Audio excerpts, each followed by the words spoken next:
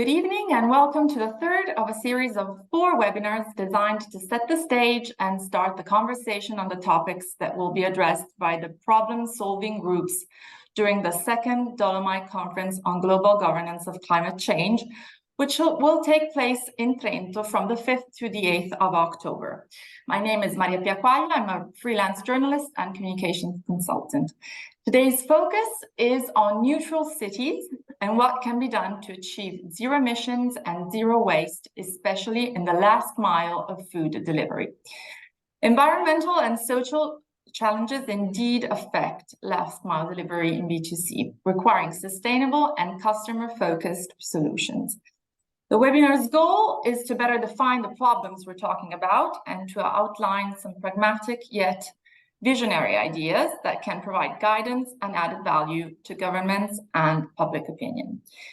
Joining us today are Francesco Grillo, director at Vision think tank, which is the organizer of the Dolomite Conference, who will introduce the Vision initial problem setting and concept note on the topic, and Claudia Colicchia, associate professor of the Department of Management, Economics and Industrial Engineering at Politecnico of Milan, who will illustrate the concept paper the problem-solving group has been working on with the participation of students of the Master of Science in Transformative Sustainability by Bocconi and Politecnico of Milan.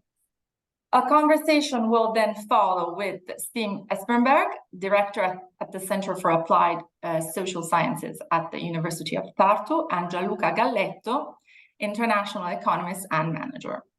We also have with us the 3 students of the Master of Science in Transformative Sustainability that are developing a position paper on the issue. Luca Salvetti, Marie Goepfert, and Laurent Diemoz will have the chance to ask questions and engage directly with the discussants. Let me hand over now to Francesco Grillo, director at Vision think tank. Francesco, over to you. Thank you very much, Maria Pia. I just got into the meeting. I'm sorry. I managed to arrive late for the 3rd time in a row. I'm sorry about that. But welcome to everybody. Cities is one important, very important area of the climate change war. We all know that cities represent much of the problem, but also much of the solution. I also must say that it's not true what management consultants keep saying, that the growth of the cities is inarrestable, is unavoidable. Cities can decline, can even disappear. We have been discussing this thing with Gianluca a few times, Gianluca Galletto,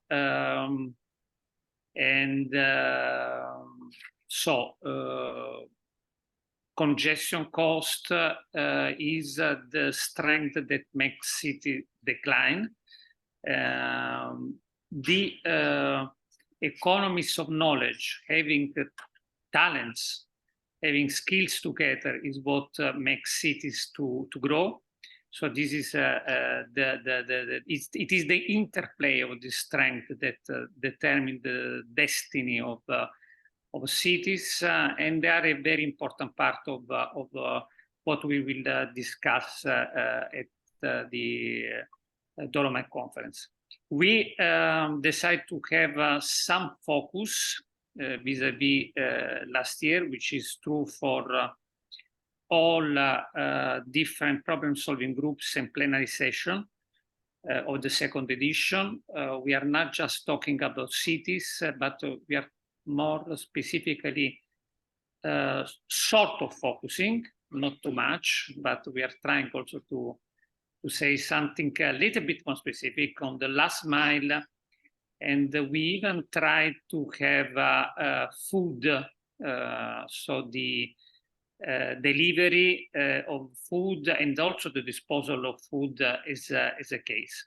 But I will leave it to to Claudia now to introduce a paper that together with Leo and with the students at the Bocconi and Polimi, they drafted. Thank you very much, Claudia. Thank you, Francesco. Thank you, Francesco, for framing the conversation. Now I will hand over to Claudia Colicchia, Associate Professor of the Department of Management, Economics and Industrial Engineering at Politecnico of Milan, who will illustrate the concept paper. Thank you, Claudia. The floor is yours. Thank you, Maria Pia. Thank you, Francesco, and thank you also to the students for the hard work on this concept paper. It was my pleasure to work with them on this topic. As Francesco was mentioning, the starting point is the growth of cities that has actually a huge impact also on the logistics sector. These has implications in terms of sustainability from an environmental perspective, a social perspective.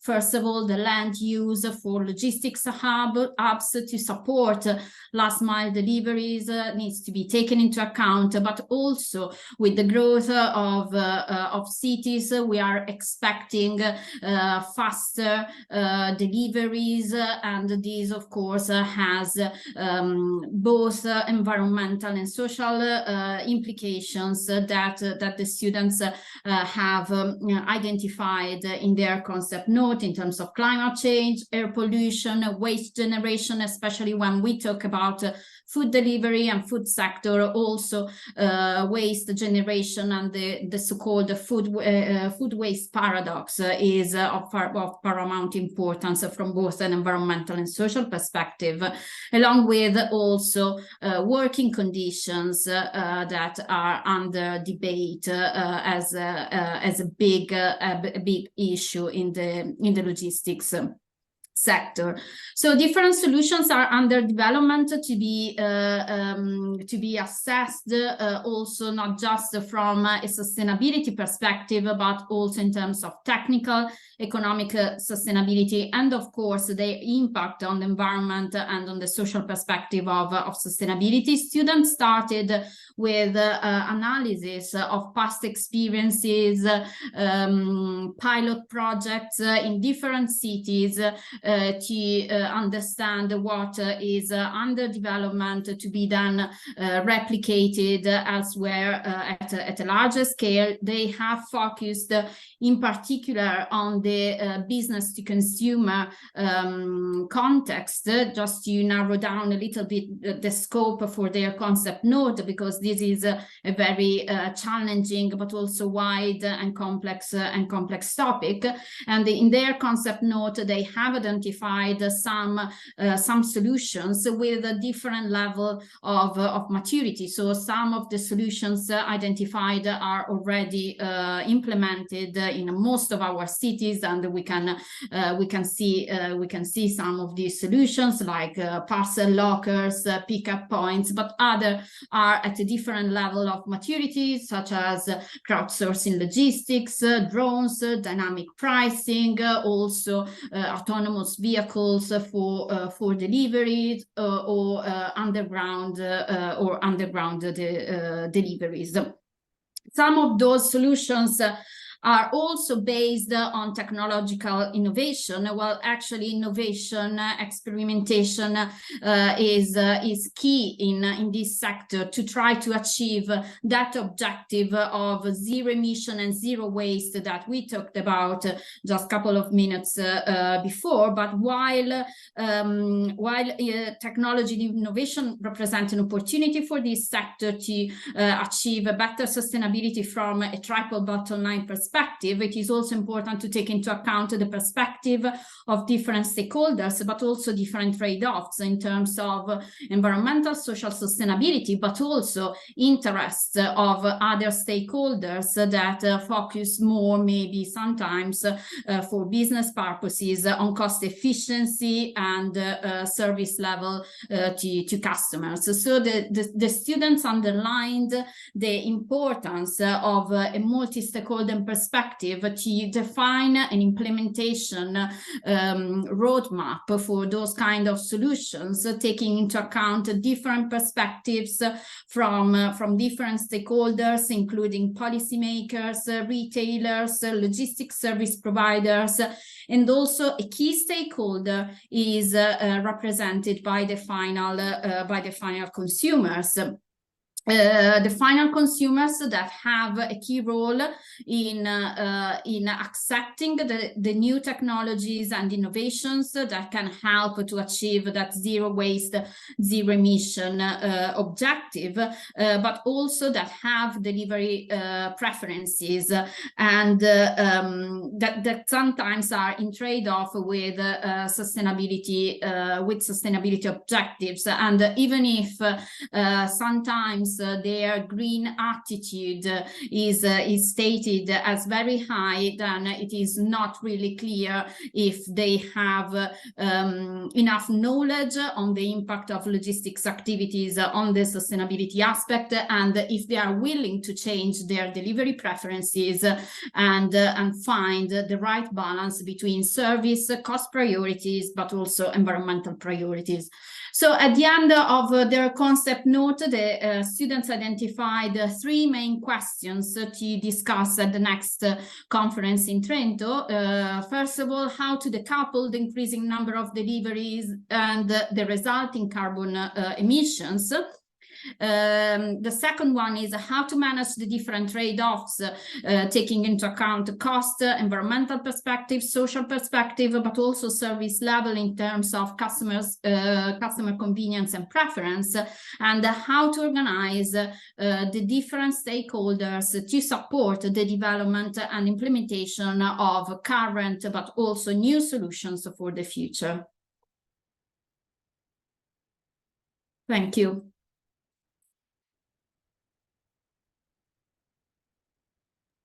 Thank you, Claudia. Now we will move on to the discussion with our speakers. Siim Espenberg, Director at the Center for Applied Social Sciences at the University of Tartu, and Gianluca Galletto, who I remind you is an international economist and manager. So let's start with Siim. Siim, what is your take on this issue? What do you think are the main obstacles? Yes, thank you. And first of all, I would like to thank Vision for inviting me to this webinar. I think it's, well, obviously it's a very important and hot topic, pun intended. And thank you for also giving this introductory overview of this topic and this challenge that we are facing. Now, maybe what I would first highlight is that, well, obviously there is a huge need for innovative strategies to enhance the efficiency and sustainability, and obviously the resilience of well, when we specifically think about last mile delivery, either food or also other goods, so that these delivery systems, how we can enhance their resilience and efficiency and sustainability, including all costs to develop those systems and to maintain and address them. What I would just want to maybe highlight here is that on one hand, it's important what sort of technological advancements are around us and waiting for us in the future, starting from electrification and electric delivery vehicles and so on, and sustainable packaging, for example. It is also very important, what I would like to point out, to think about what we can do about, let's say, behavioral aspects of these solutions, how we can engage the community or communities within the cities, and how we can also support that on a policy level. So, like green delivery zones or whatever you can imagine that you can put in place and, let's say, support or foster from the policy design side, that, these new strategies that help us to move towards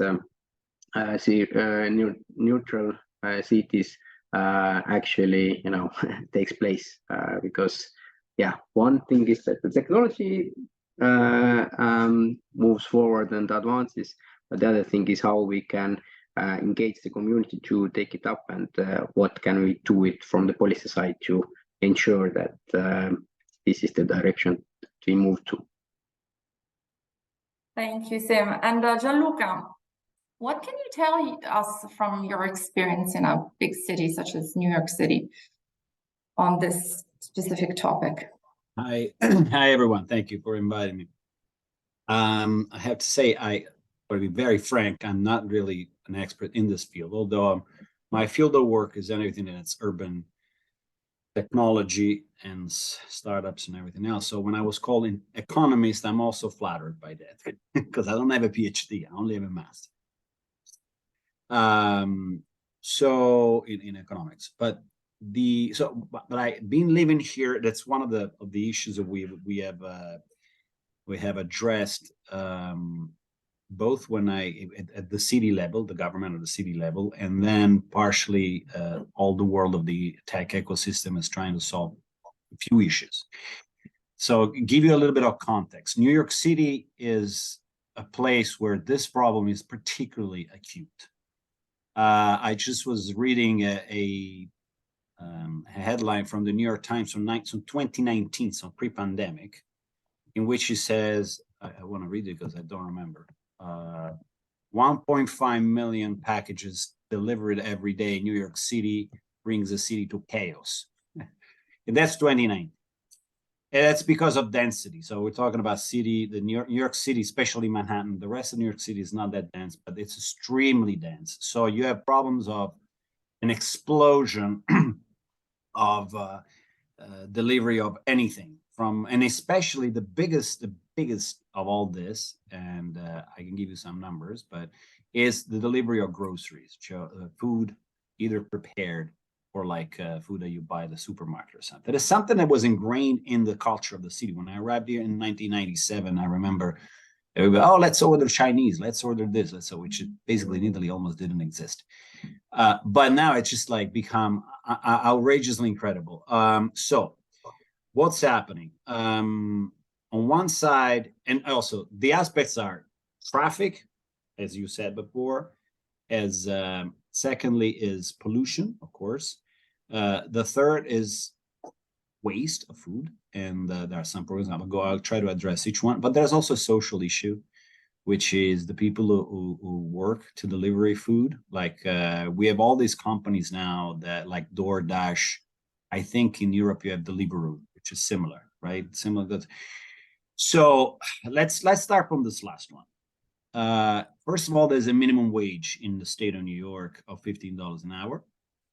But in the spring or in the summer, the city approved and different minimum wage higher for people to do delivery, and it's $17.95 an hour because it was a big fight endorsed also by city council, etc. So that's an important first step. The second problem is they have launched a bunch of different pilots to understand whether the number of trucks that deliver things in New York are reduced, and so they launched the it's called micro locker program. So I think you mentioned that also in the paper. And another one is it's called they're called micro hubs. I can show you what they are. So they're gonna have, I think, 20 of these. Can I share the screen? I'll show you at least what this would look like. Where is the screen? Share screen. So something like this. This is what like they're thinking of doing. It's just like a place where you have First of all, you have also infrastructure for e-bikes. There's a proliferation of e-bikes that sometimes, though, don't respect the law. And you have a fight. That's the other thing. You create a fight between the people who ride the bikes for delivery and the people who ride the bikes just for other reasons, and the people that drive. So it's particularly messy. So that's one of the ideas that's being piloting. So the cities does a lot of, how do I unshare here? Full share, stop share, okay. They do a lot of these piloting programs which are run by the Department of Transportation. So also, just one little parenthesis, what's happened in New York is interesting on one side because, yes, it's extremely dense. So you have one building that can contain easily 2,000 people, even more. And then you stop there with the truck to deliver, and it takes, so the companies like UPS, etc., they were complaining, okay, but I cannot park here more than 3 hours, and I need maybe 5 hours to deliver everything to this building. So they also extending the hours. First of all, they made it illegal to park in most of the central business district, Midtown, where you see the highest skyscrapers. There's no residential park. You can't go drive there. You cannot park. You have to have a commercial vehicle. But they extended the hours up to 8. That's another thing. So I was saying that New York is a little different because it has a lot of more powers than an average city, even in the States, but especially compared to Europe.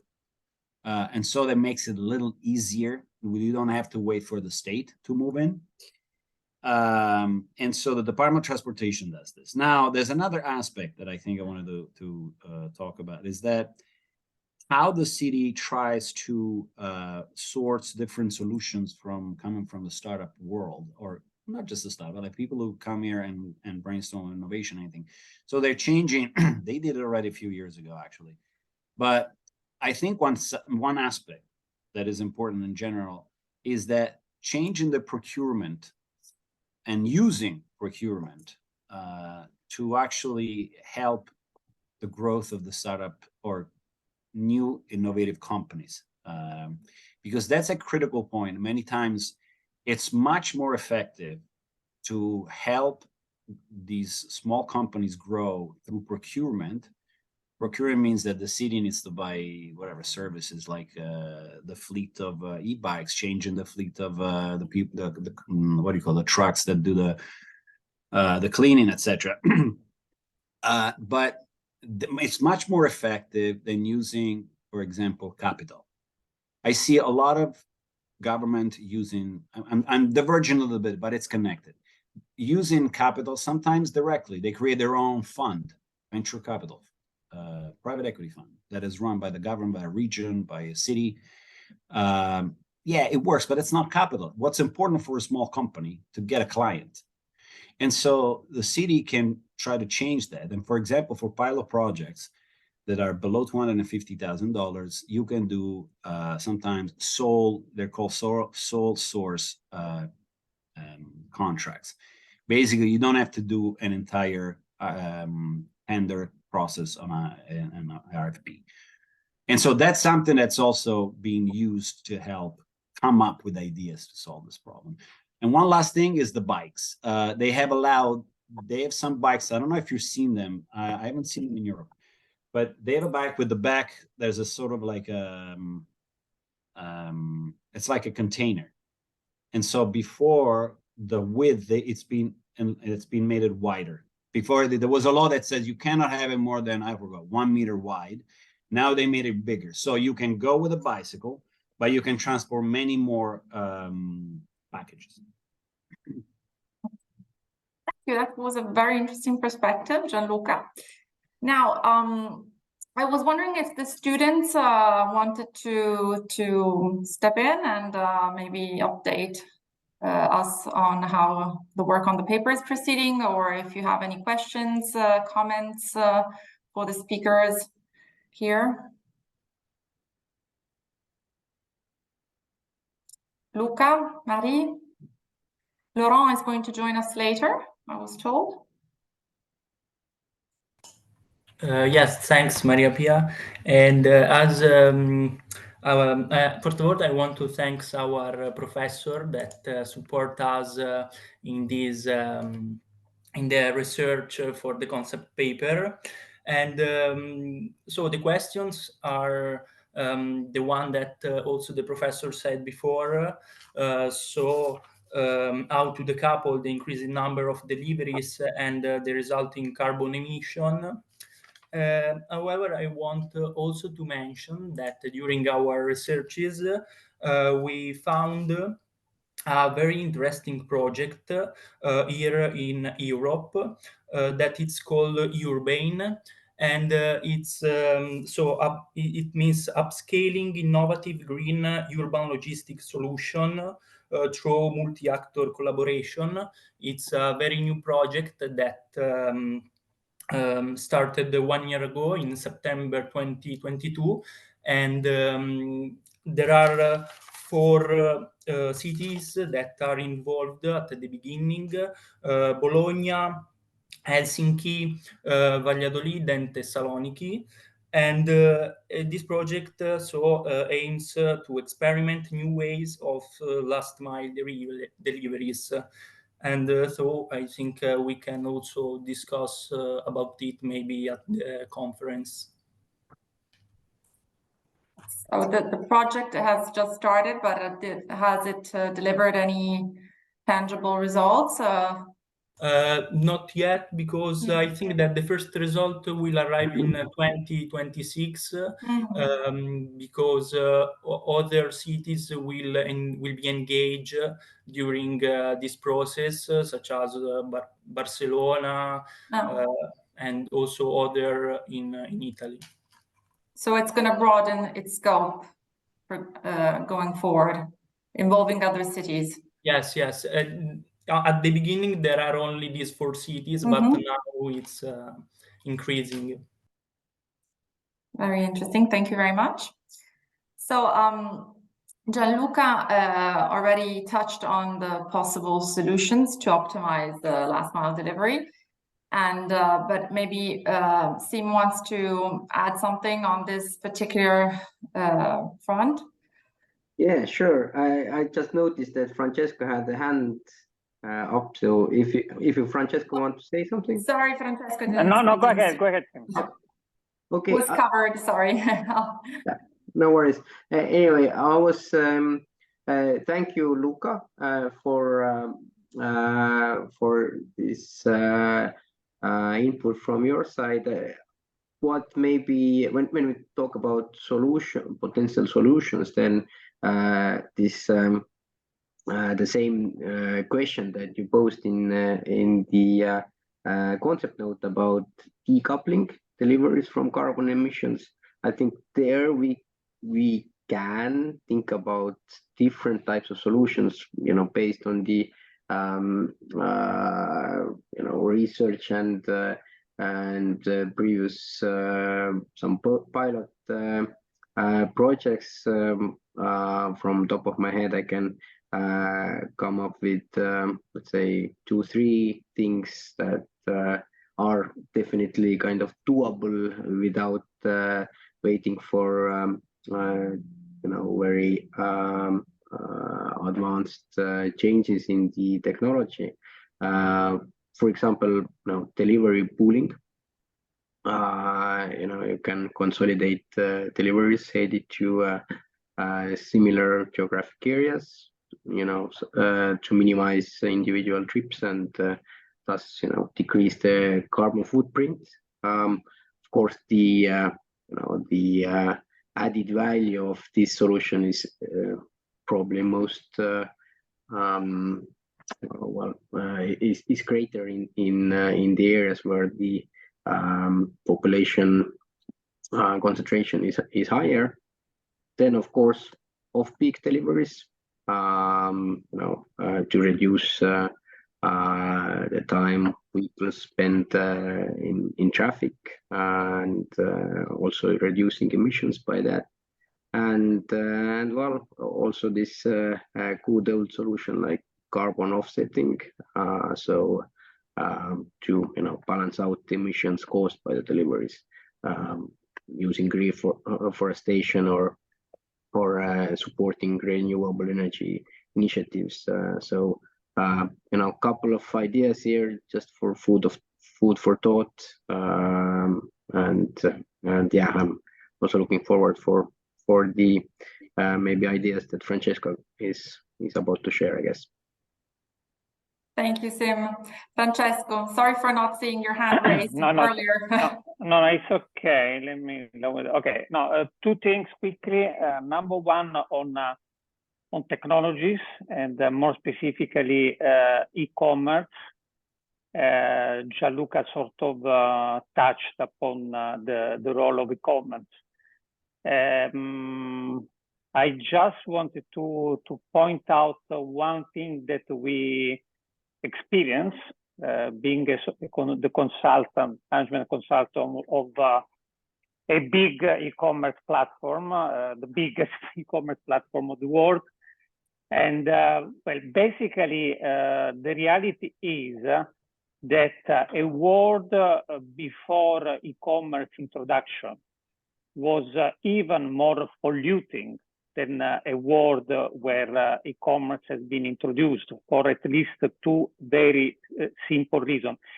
Oliver Wyman even made some calculation, and apparently the emission for equivalent goods acquired, both, is 5 times bigger in before e-commerce, let's say.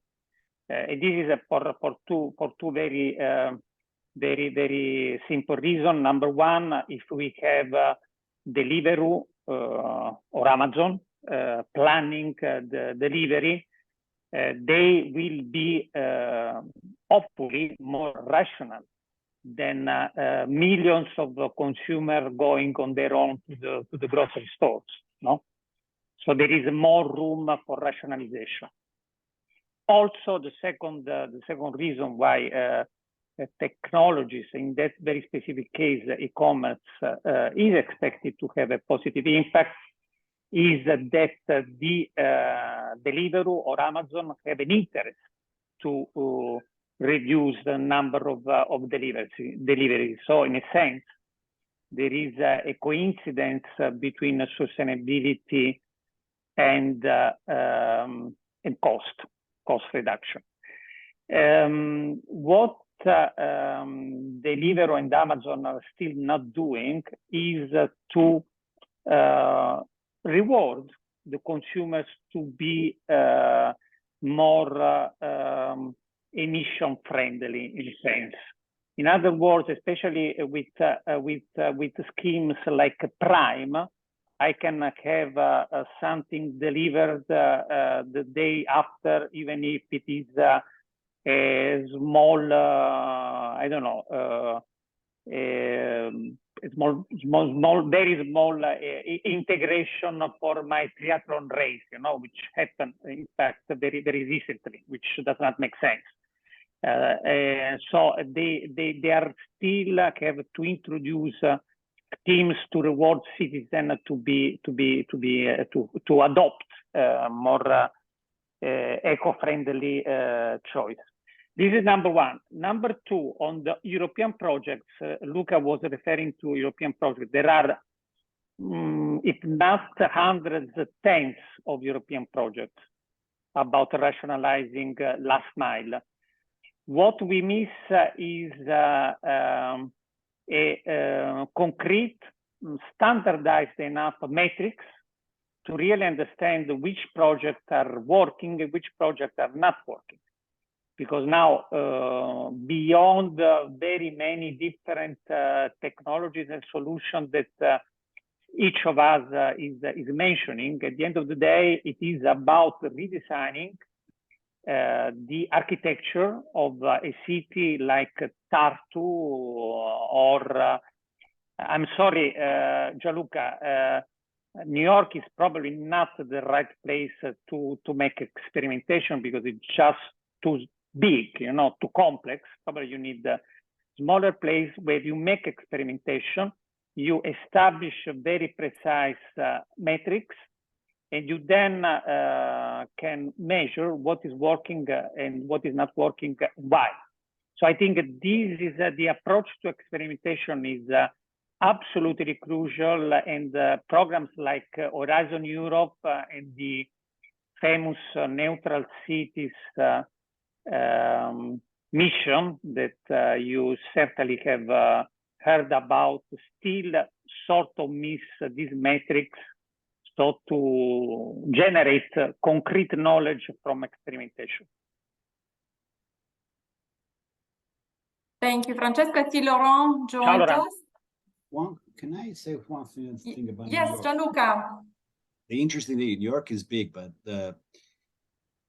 because of its size, it's very different. It's like very diverse. So it's being used as a test bed very heavily for all smart city stuff, whatever you want to call it, by neighborhood. And neighborhoods sometimes are very different from each other. So if you have a neighborhood in, I don't know, I can say names that you never heard of, but like Bay Ridge, which is the south of Brooklyn, you have big houses with big gardens, the ones that you see in the movies, okay? Christmas movies, it's like that. That's New York City. You come here in the West Village, is like being in London. If you move like somewhere else, it's like you have the skyscrapers. So it's about, and I think it's the same for cities, unless you're very small. I think what I'm trying to say is that it's useful to target according to the neighborhoods, because each neighborhood may have its own little community and some sort of its own ecosystem. Now, it depends on the city, of course, but that's something that approach, I think, could be also used. So, Thank you, Gianluca. Laurent just joined us. Maybe you want to say something or have questions to ask? Yeah, first of all, good evening to everyone, and sorry about my being late. I was in a company presentation for my internship that just started, so I couldn't really get out before. No, I think it's I have no questions for the time being. I think it's all clear on my side, and I will ask Luca and Marie to make a little bit of a recap for me after the session. Thank you, Laurent. Marie, do you have anything to add? Yes, thank you. So first of all, I would also like to thank Professor Colicchia. Our meetings have been very helpful. So I would have two questions. One, which would be concerning the technologies we have at the moment. So I would like to ask our speaker whether they think that we have enough, let's say, developed technology at the moment, and that we should focus on their implementation, or whether we should focus on developing new technologies. And my second question would be, what are the main barriers that are preventing the implementation of the solution already developed at the moment? Thank you, Marie. Who wants to take the first question? Can I try? Oh, no, Siim, again, we are on both. Let's put it this way, that I am much more in favor of implementation. So, I mean, there are so many different solutions out there already, bunch of pilot projects that have been done. So I'm pretty sure, well, depending on the specific challenge and so on, but I'm pretty convinced that we have technological solutions that are, implementable, if that word exists. So we should definitely put more effort in implementing those solutions, and I think this challenge actually comes up, that yes, we have technological solutions, we have advanced technology and so on and so forth, but how to make it how to engage the community, or communities, or how to bring about this behavioral change in people, and there is the challenge, and developing new technology is not going to take this challenge away. What technologies do you have in mind, Siim? Do you have in mind what technologies do you have in mind you were referring to that are already existing? You know, starting from I don't know, electrical vehicles, artificial intelligence that could you know, optimize the routes that for example in delivery can be used, you know, these robots that are used to deliver specifically these last mile delivery solutions used in Estonia, in America, in different places. They are there, but you know, how to scale it up, how to make it, you know, how to make people used to these solutions. It's the real challenge. Maybe I can, maybe I can add something in elaboration to what Siim was saying. I was reading just an article a few minutes ago, and basically the author is arguing that the big discontinuity from which the industrial age started in the last century was not the invention of the internal combustion engine, the vehicle, the car, but the redesign of the cities so that the cars could be hosted, no? In place of the horse-led cars, you know? So there is a question of infrastructure, which is absolutely, to me, crucial and probably also neglected. When Siim was asked what technology do you have in mind, I was almost sure that you would have answered the drones. No, the drones are another thing which can be in theory absolutely crucial to completely revolutionize the last mile. But this applies also. Sorry to interrupt. And as we can see in Ukraine, they have revolutionized exactly. With exactly. Situation or setup. Exactly. But in order to host drones, or also to more humbly host electric cars or even bicycles, you need to redesign the way the roads are arranged, you know, because just to give you a small example, the electric cars are noiseless, no? So they do not make noise. And the way we operate, we humans of the industrial age, is so that we realize that the car is approaching because of the noise, no? So in places like, for instance, even China, they dedicated specific lanes to electric cars so that people know that that kind of portion of the road is populated with by different animals, and you must be much more careful. In any case, implementing technology is also about redesign completely cities so that cities can host new technologies. Yes, thank you, Francesco. May I add something?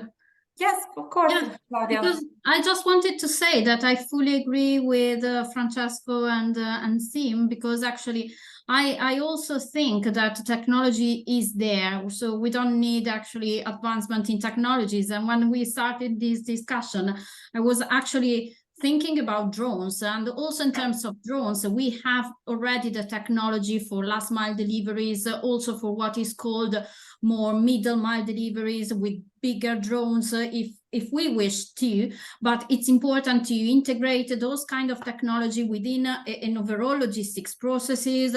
As Francesco was mentioning, we need a certain infrastructure for example, recharging stations, but also in terms of warehousing activities. So if a warehouse needs to be ready to send or receive a drone, it's a different story with respect to a traditional vehicle.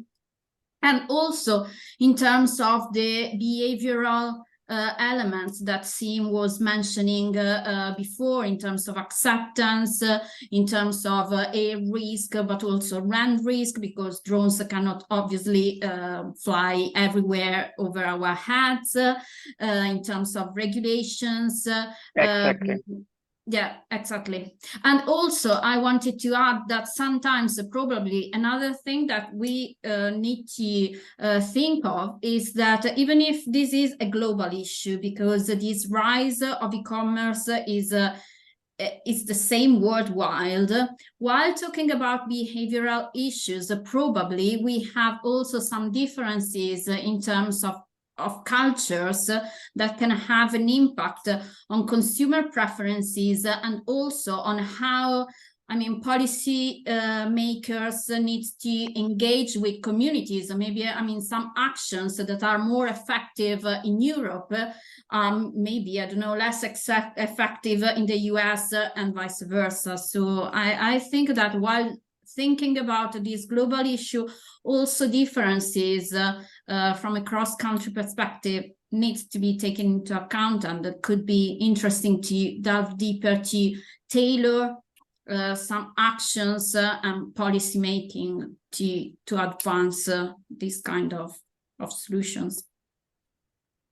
So this takes us to the role of public opinion and of the customer.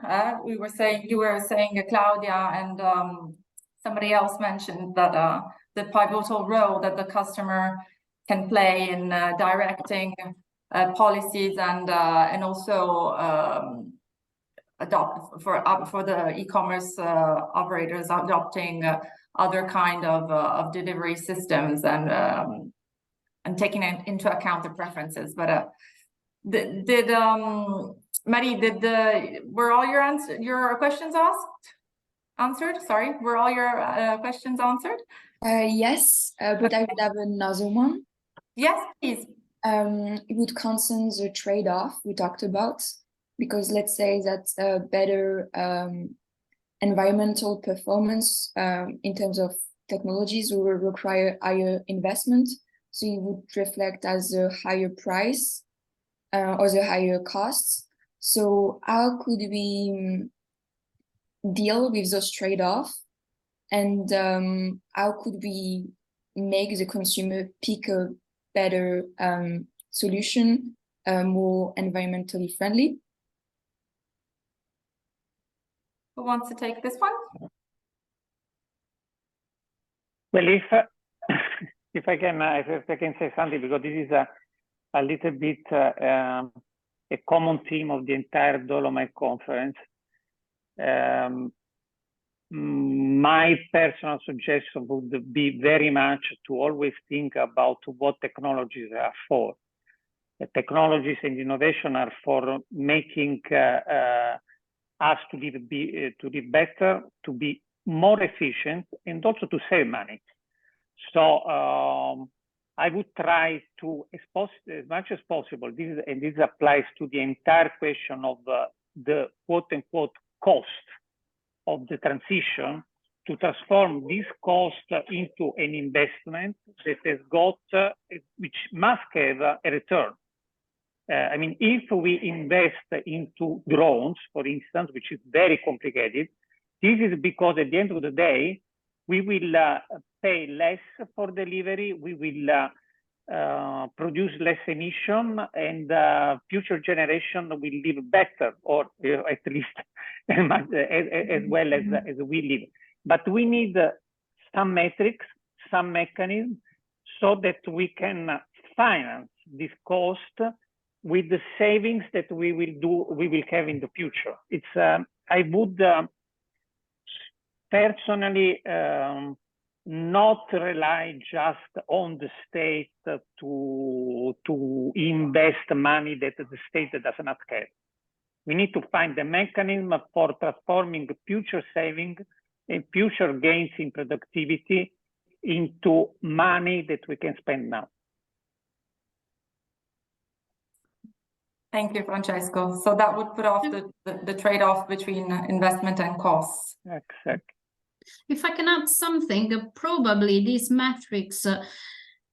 but that's the challenge, because it's not easy. It should also include something that can be translated into monetary values. So, I mean, with technologies, with new innovations, maybe, I mean, we don't have to just focus on the costs for delivering the single package, but maybe we have also a value in terms of, I don't know, for example, it was mentioned resilience before, or I mean, some other kind of benefits. The challenge is to transform the enhanced resilience in a cost saving. Can you say what I mean? To really understand the value of this solution with respect to the current situation. Yeah, you brought my, I worked with as an advisor to a client from Portugal who's done actually something along this line. And I'll explain more what it is. I think that I agree with what you said before about technologies there. It's not so much, I see more as an innovation rather than technology, rather than the actual side, because that you need also the regulations that need to be thought in a different way. And using the same space in a different way. You don't need to invent an algorithm. And by the way, there's a problem in general in all the world of venture capital and everything is going. There's a tremendous amount of money being thrown to software and very little to other things. And that sucks a lot of energy also into thinking of. But going back is that, so that's clearly for me important. But the role of the government is critical because you need to, you do the test because you want to see what's happening. But then you have to put it at scale, as Siim said, you have to implement. And that's, you need a mix of obligations or like you say bans, like you cannot do that, otherwise you get a ticket, something like that, and incentives. And then campaigning. Something that I see that in the Anglo-Saxon world works better than the non-Anglo-Saxon world is campaigns, educational awareness. It's just like, do this because this happens, do that because, and both the private sector, but especially the nonprofit sector and the government, they invest a lot of money in that because, as you mentioned before, behavior at the end of the day, personal behavior, if you multiply in mass, that's what makes a difference. And so going back to the first thing that I said, this company it's a former R&D center in Porto. They do marine tech and a lot of mobility, green mobility. So what they invented is something called AIR. It's basically they use blockchain technology and to calculate if you rent, basically they calculate the emissions that you don't make. Nobody comes today to you. Let's say I took the bicycle to go to work and I didn't do emission. Okay, nobody gives me anything. What they give you though, instead, I took whatever, a car, and I pay congestion pricing because it's polluting. So it's about rewarding good behavior. So they've done this, basically it's embedded in every mobility that you use that it's clean, including Uber, for example. If you get the green option, then you pay a little less, or you actually, no, sorry, you gain credits that you can spend in other ways. So they've done this in Cascais. Now it's been developed in other parts of Portugal. So these things help, but my point is still that without this is okay, but to reach large scale, I think you need to get like implementation at large scale by the government, regulators, and embraced by the community. Otherwise, the technology itself is not going to solve the problem. Thank you, Gianluca. Time is running. We have 4 more minutes. Francesco, shall I leave it to you for some final remarks? You want to wrap it up on this point Gianluca raised of campaigning and public awareness? Francesco, you're in mute. I totally agree with Gianluca. Let me just check if Laurent is got something to say. No, we asked previously. He said he didn't have any questions. Okay. Right? No? Yeah. Okay. All right. Okay, so I mean, I think it has been very productive. We still have how many? 3 minutes before we timely finish, which will be exceptional because we are never timely. But I do not want to ruin this opportunity. So unless there are any other comment or suggestion, I think we agreed probably a little bit too much. There was no disagreement, not even between me and Gianluca. That is quite Unusual. I like to be contrarian. I Yeah, decided not to be too contrarian. I continue to be rather convinced that Sardinia is a better place to experiment drones than New York City. No, here they're not allowed. You cannot use drone. Yeah, exactly. No, because it's like you cannot relax regulation in a city like New York. In Sardinia, probably you can do it.